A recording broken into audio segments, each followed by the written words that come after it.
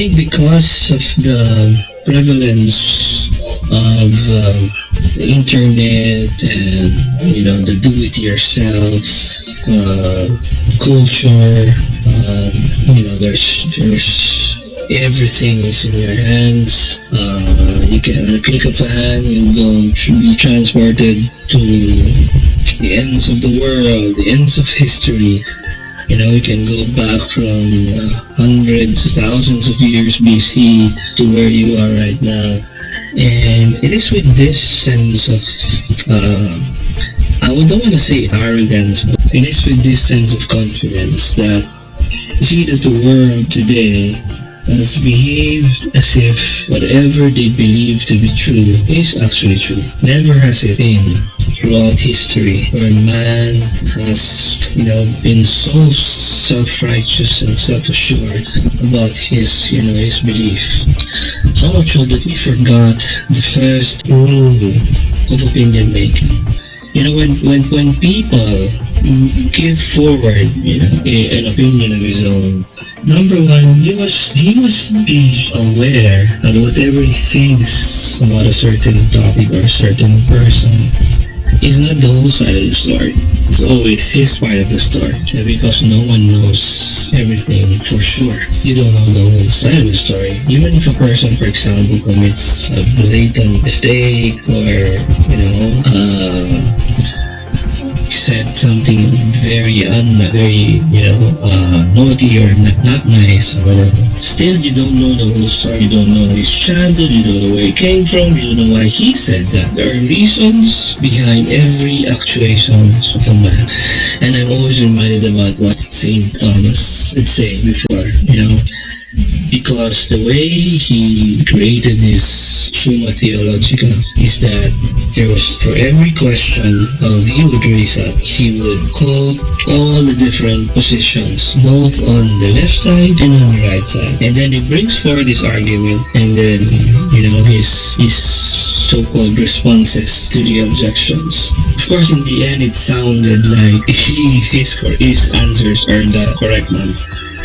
But St. Thomas did not mean it that way, because even towards the end of his life, he said that if there's anything that I've written that is wrong, then I submit it to the Holy Church for correction, guidance, and all that. So he knows that he could be erring, he could be wrong. So I think the lesson that we should be always reminded of is the one that Sir Arthur Charles Clarke wrote, and I quote, he said, opinions are like pendulums, and they obey the same law. So if your opinion goes past the center of the gravity on one side, you must go the same distance to cover your distance from the center. So if you go towards the left side by 2 inches, then your reasoning should carry you forward to the other side for 2 inches or something. So you always know that there's always a center point for all your opinions. Either you go to the left or to the right. And it is only, he said, it is only after a certain time that it finds a true point at which it can remain at rest. So actually, if you look at it, no one knows, especially the most critical questions of all. You wouldn't know the entire center of it. Many questions, especially in philosophy, like whether the soul is a body, whether a soul exists, whether the soul exists after the body dies. There's so many questions.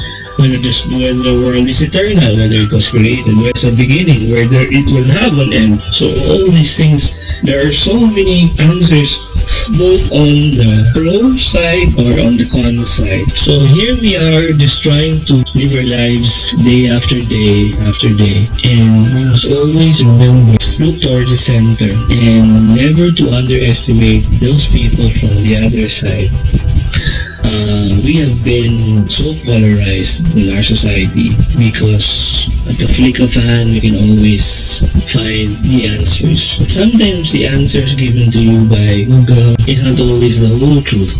The whole truth can only be seen when you know the whole side, the total story. But the truth about things, they're infinite. No one can understand it, and you should always accept whatever is the opinion of the other side. I think that's the truth.